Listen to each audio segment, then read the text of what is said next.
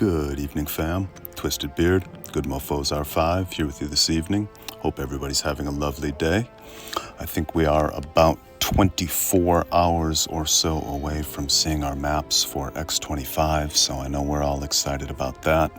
I imagine all of you are as well, and good luck to all of you this coming Eden. Hope to see new friends and old on our map, and yeah, going to be a party as always.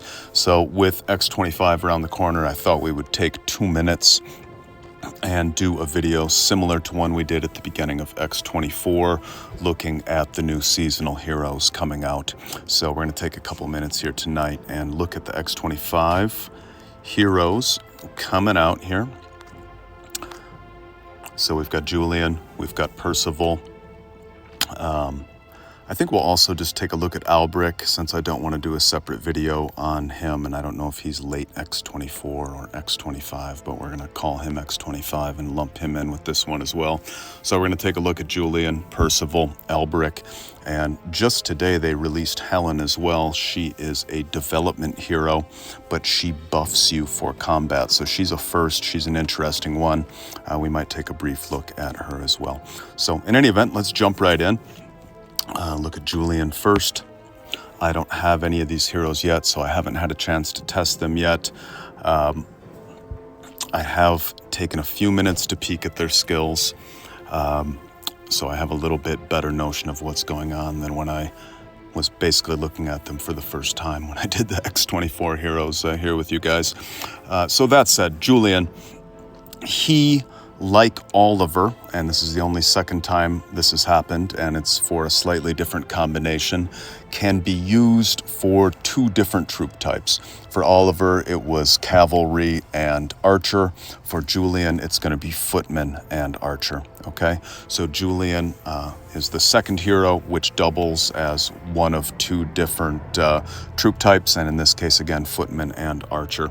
And if we look at his first skill, it's almost identical to Oliver's first skill. Let's look at it real quick, and we'll look at all these as if they're on the max level, because that's where you obviously want to get them as soon as you can. So max level triggers different effects when Julian takes different unit types in battle. Footman plus 35% countering effect against footmen and cavalry, minus 35% countering effect from them. Archer plus 35% countering effect against footmen and archers, minus 35% countering effect from them. So it's a good skill, but I wouldn't say it's a great skill. You know,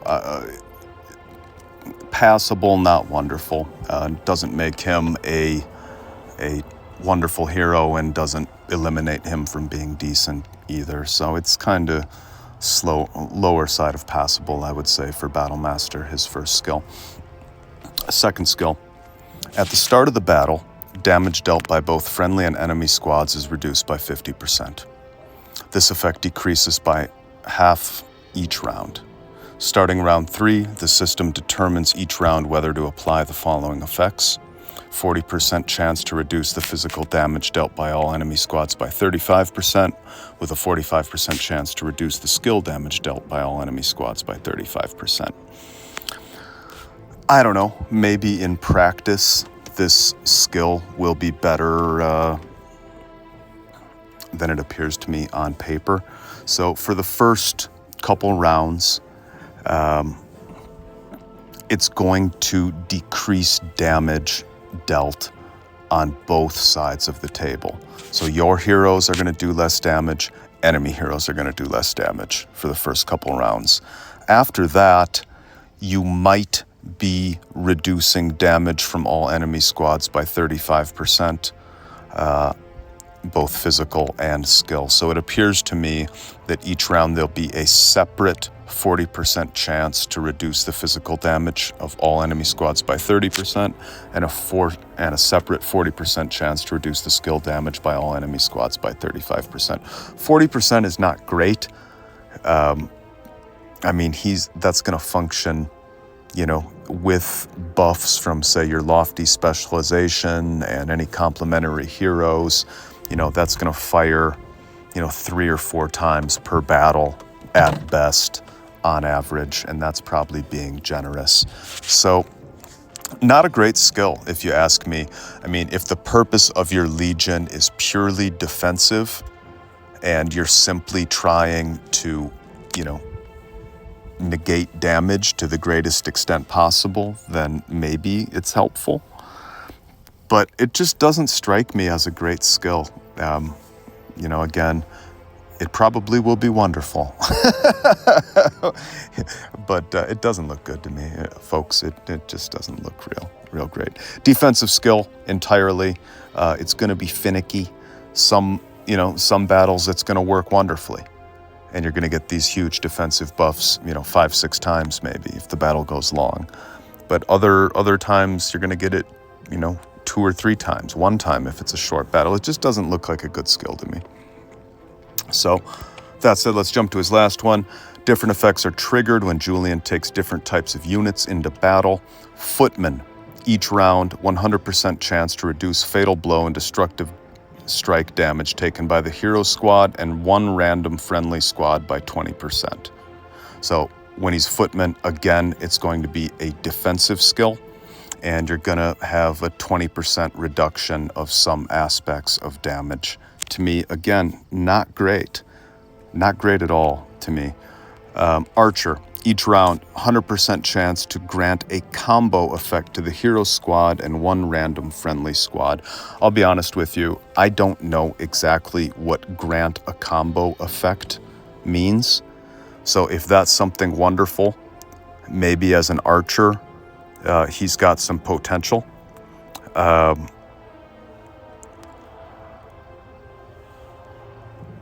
If he is going to have potential as a hero, I think it's certainly going to be as an archer, and because I don't fully understand what a combo effect is with certainty. So it's 100% chance for it to happen, and it's a combo, so it's going to happen, and it's going to be good.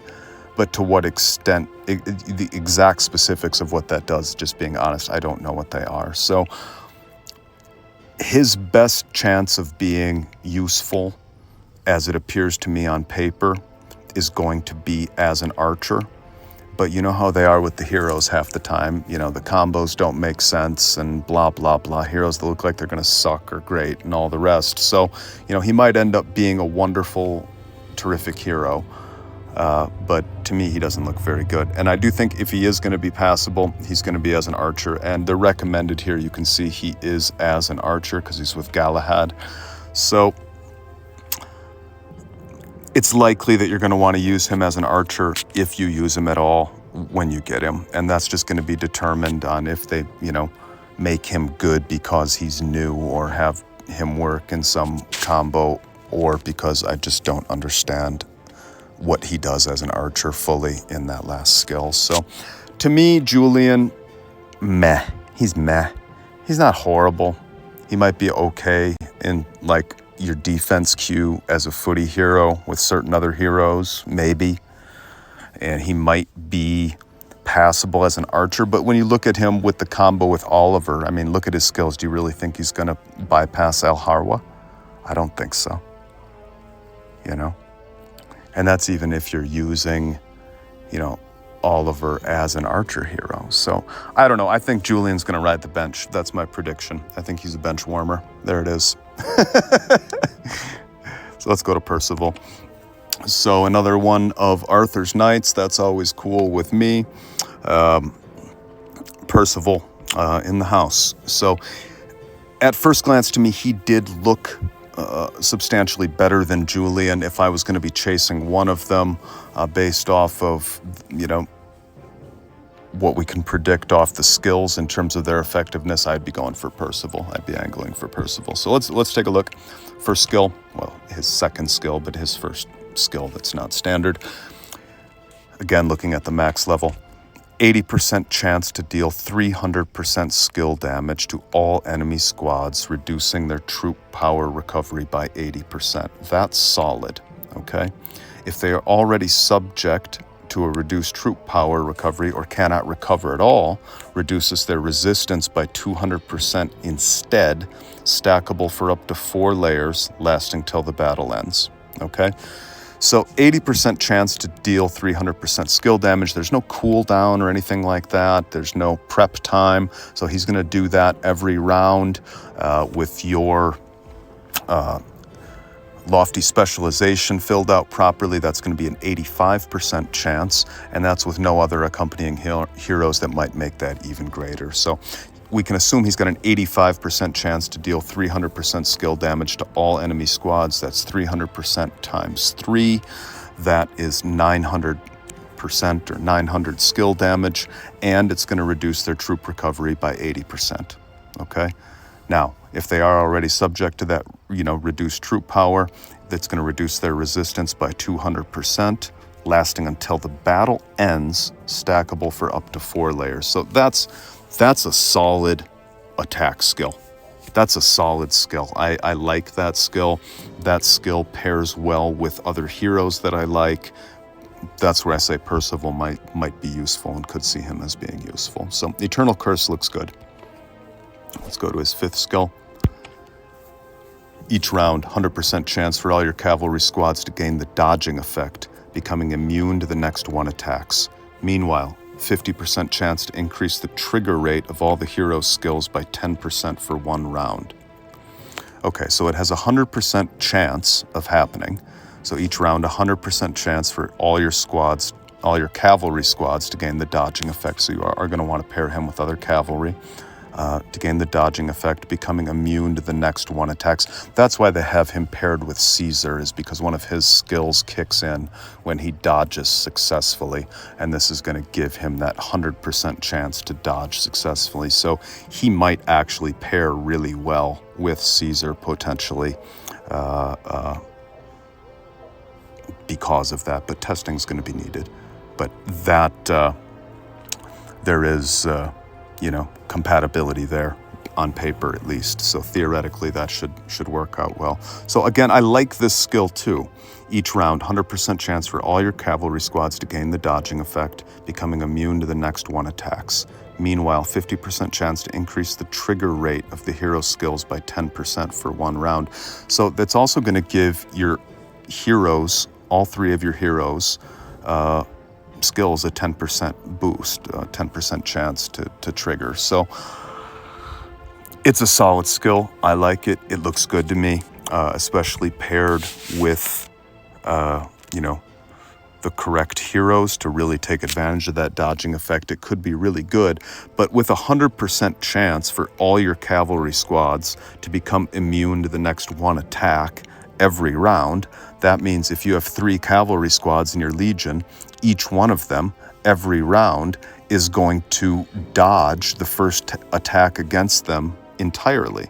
So that's really quite an excellent defensive skill, not even taking into effect some of the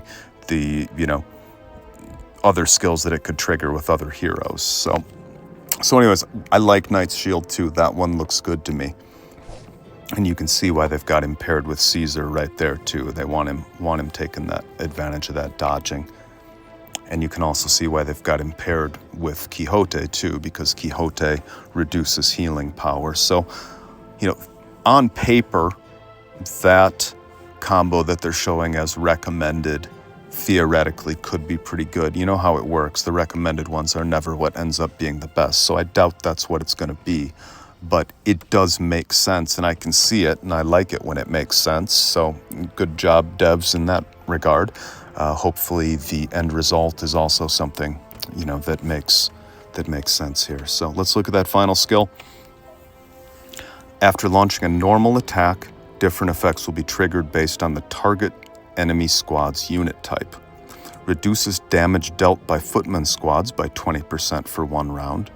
100% chance to disarm cavalry squads for 1 round. 100% chance to silence archer squads for 1 round. So that's all good.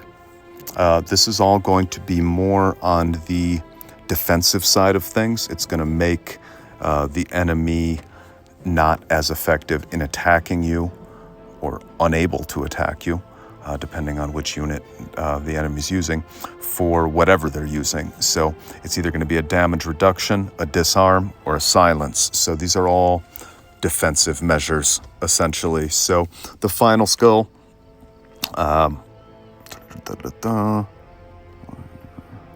Yeah, this is good. After launching a normal attack. And this is after launching a normal attack, so this is good, should happen, you know, every round, basically. Possibly more, depending on other variables. But this is good. So his final skill is good too. So he's got some solid skills. I like Percival. So this first one, it's an attack skill.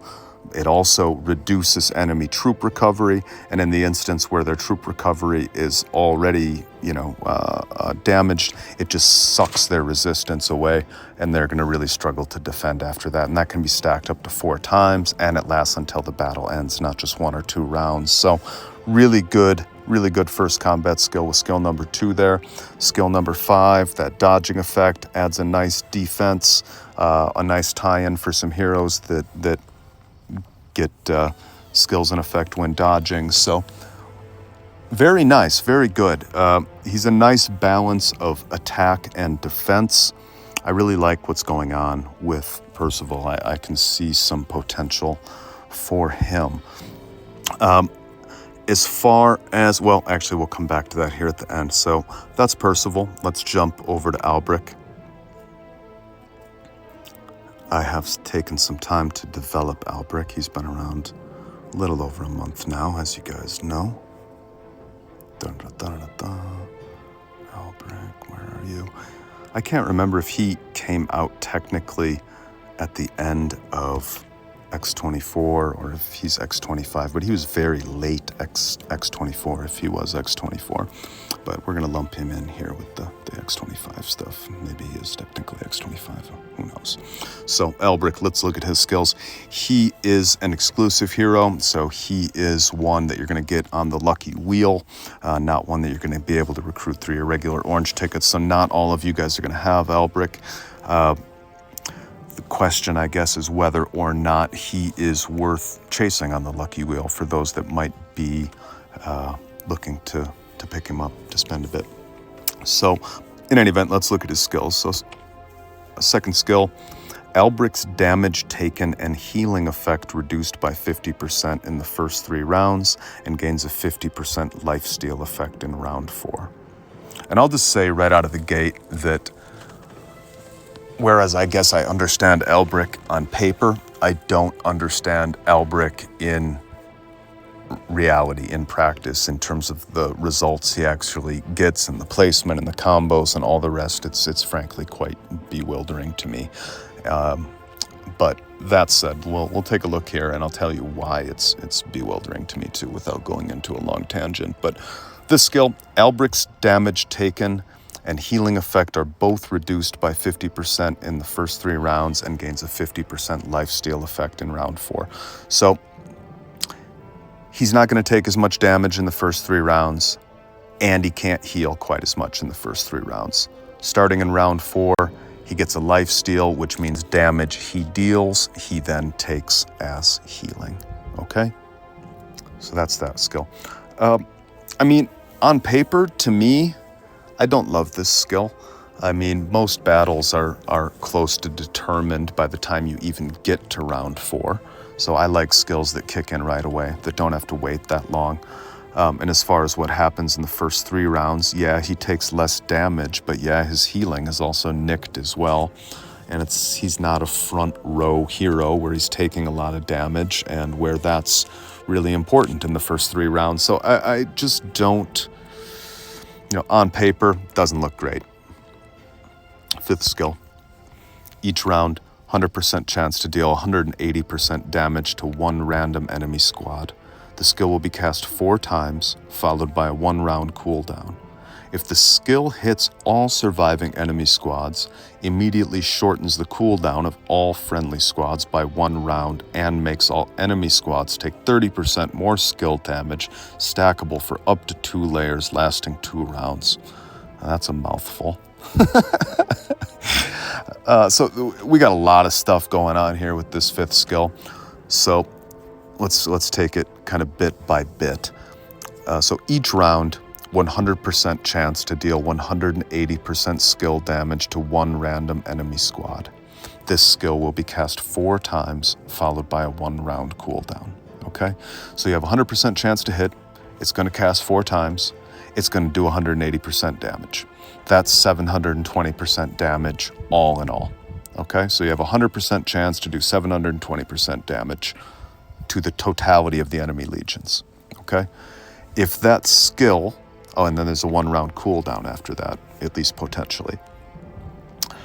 If the skill hits all surviving enemy squads, which is probably unlikely, at least at the beginning of the battle, immediately shortens the cooldown of all friendly enemy squads by 1 round and makes all enemy squads take 30% more skill damage, stackable for up to 2 layers, lasting 2 rounds, okay?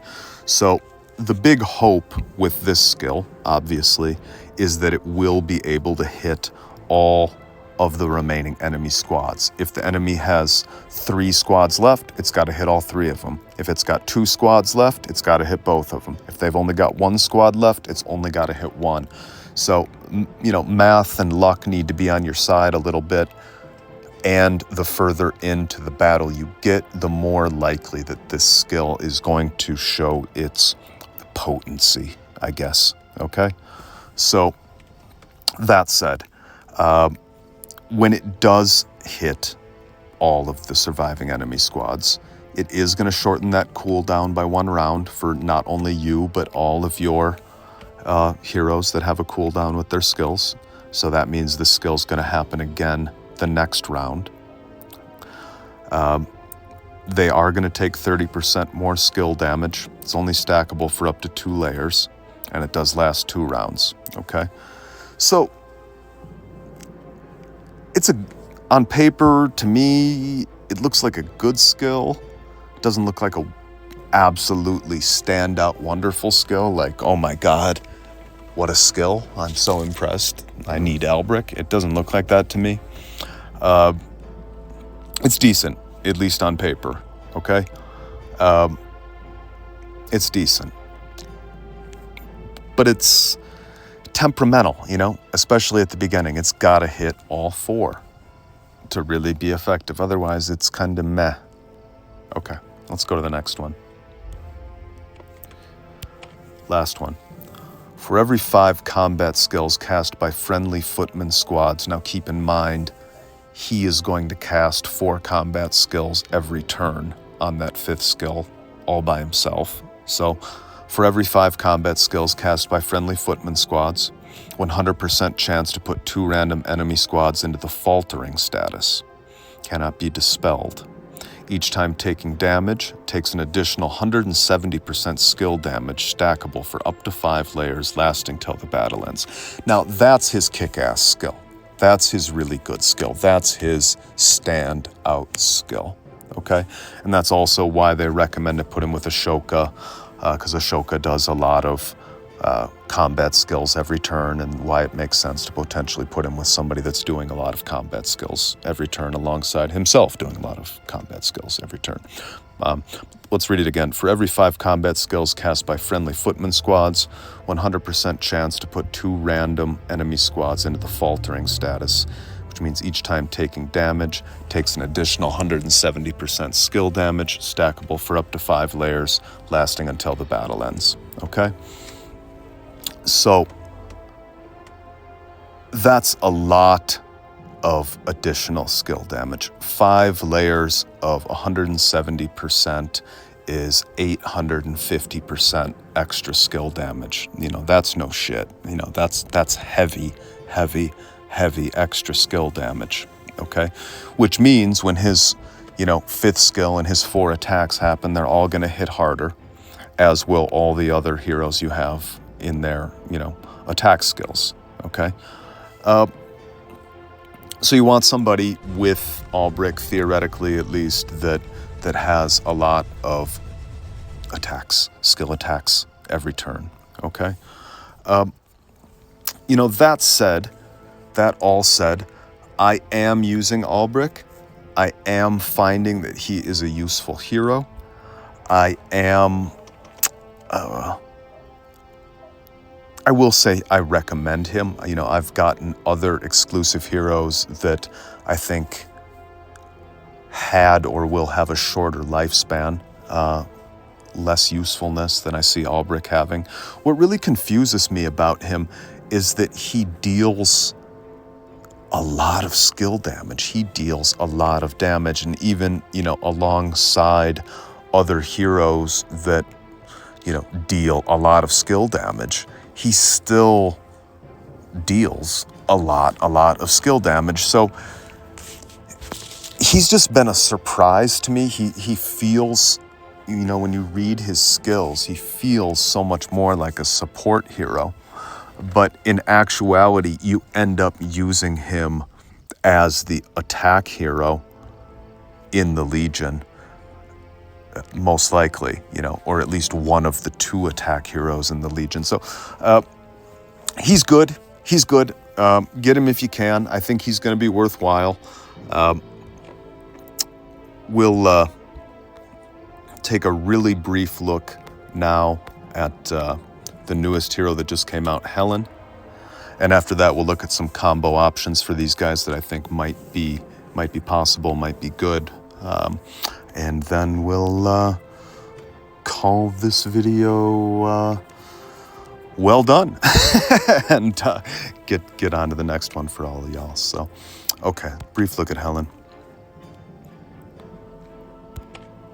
You can basically think of her as a Strife against the Dragon, or whatever that event is called, where you hit the random monsters that are on the map. Yeah, Strife against the Dragon is anyways kind of what she is, along with giving a combat buff to your heroes as well too. So all heroes gain 10% experience when experience items are used.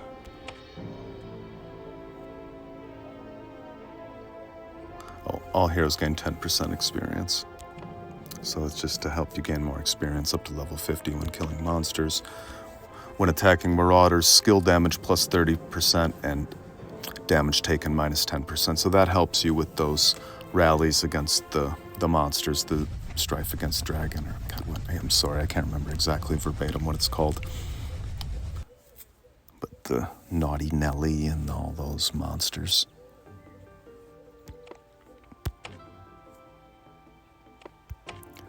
Strife over Dragon, yeah. So in Strife over Dragon event, when attacking the Legion of Darkness, your troops take minus 30% damage and deal 30% damage. So both of those skills are for Strife over Dragon. 5th skill is where it starts getting more decent. Cavalry's hit point 5% buff. 6th skill, Archer's hit point 5%. 7th skill, Footman's hit point 5%. That's great. At the start of the subsequent castle siege battle, 100% chance to confuse all enemy squads with their skills and normal attacks targeting 1 random targets for 1 round. That's a great skill. It's a really good skill. So she is, I believe, the first development hero that has a direct skill combat effect when legions clash and battles take place. So this is only in a siege battle. The start of the subsequent castle siege battle. So I don't know if that means only when you're attacking or in any castle siege battle, even when you're defending. It might be both, might be just when you're attacking. Somebody knows, let us know in the comments. But either way, at the start of the subsequent castle siege battle, I'm inclined to think it's both. At the start of the subsequent castle siege battle, 100% chance to confuse all enemy squads with their skills and normal attacks targeting random targets for 1 round. So basically that's going to screw your enemy in the first round on every castle attack. That's wonderful. That's really, really, really good. That said, she's going to be $24.99 or $49.99 per copy. And to fill out that last skill, what's it going to be? How many copies? I don't even know yet, but it's going to be at least 4 or 5 copies to do that. So it's not going to be cheap to unlock that last skill. Hopefully we can get her fragments in the Honor Coin store and various other methods as well, outside of just purchase, but time will tell there. She's a very solid hero. She looks quite good. You know, development heroes just don't give those kind of combat boosts typically. And that last one is not just a standard HP buff, but something very tangible that's going to happen very often and really hurt your enemy. So Helen is one to grab as well to get her. I assume that's Helen of Troy. I didn't read the story, but Helen, the unmatched beauty. It must be Helen of Troy. Okay. So basically, those are the 4 X25 heroes that are out, at least late X24, early X25. 1 development hero, 1 exclusive hero, and 2 of the standard heroes. 1 cavalry, 1 footman/archer, and 1 footman for the 3 that are combat. So let's look at Julian really quick. The recommended combo, it is an archer combo. We're looking at Galahad, Julian, Oliver. I highly doubt that that's going to be anything anybody's using, because you're not going to want to burn Oliver on Julian unless he just way outperforms what his skills are making me think he's going to do. Galahad's got potential. He's just waiting for the right other heroes to come along. Maybe Julian is going to be one of them, but I doubt that it's with Oliver. So for what's recommended here, I think it's far more likely that you're going to see, because when it does show you the recommended combo of 3, usually one of them is one that you're going to use, just not all 3. So it is quite possible that Galahad and Julian will go together. That would be a very strong 1-2 first and second row for any archer formation. They're both defensive heroes. They're both going to be performing defensively and taking some hits. So theoretically, if you could get the right attack hero with Galahad and Julian, or somebody else and Julian, I'd see Julian as a mid-row hero. So as they're showing him for recommended, there is likely where he's going to be, whether as a footman or whether as an archer. Theoretically, could be Robin Hood. Theoretically, it could be Henry II, though he's got a strong combo already available, and I doubt working Julian in is going to be an improvement. So, and it's always best, when you can, to work in heroes that you're not already using in your other top legions as well, too. So like when we get to Percival, it's nice to see Caesar in there, but Quixote's already quite in demand. So we'll see. But for archers, I don't know, potentially Galahad, Julian, Robin Hood, potentially Galahad, Julian, Henry II, though I doubt it. Potentially, try the recommended one, and maybe it magically works with Oliver there better than Oliver's other options. But like I said, I doubt it. Other attack-oriented archers are going to be Ethelfred, which I doubt is going to be a top combo with Galahad, Julian, and that. I don't know.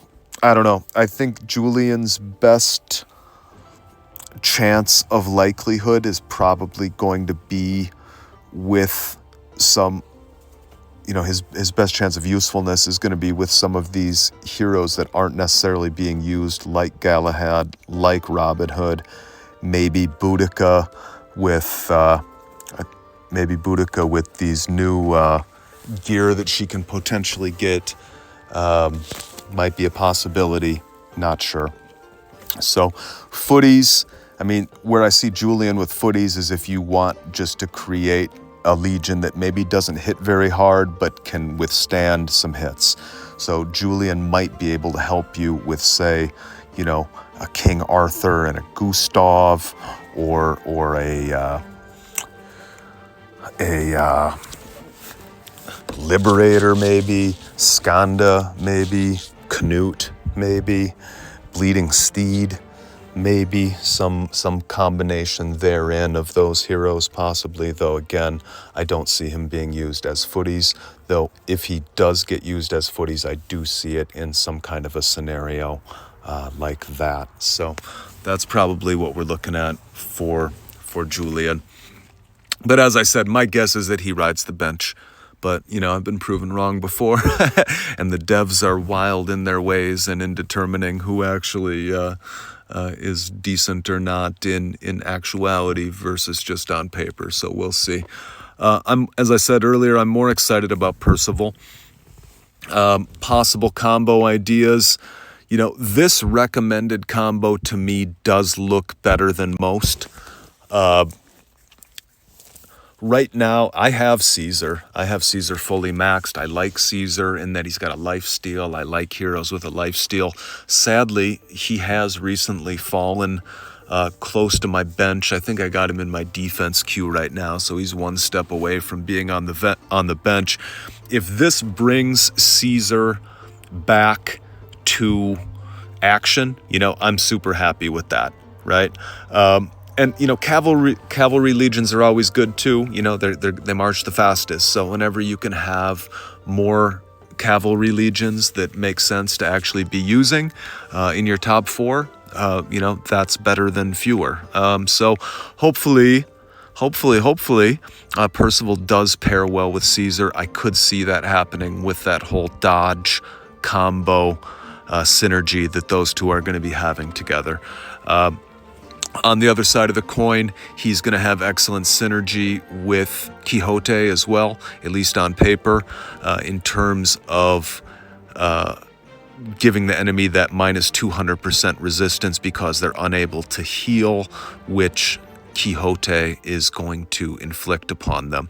So between both of them, preventing the enemy from healing and, you know, Percival able to take further advantage of that when that's the case, I could see Quixote and Percival as a combo. So therefore, I could actually see the 3 of these as a combo.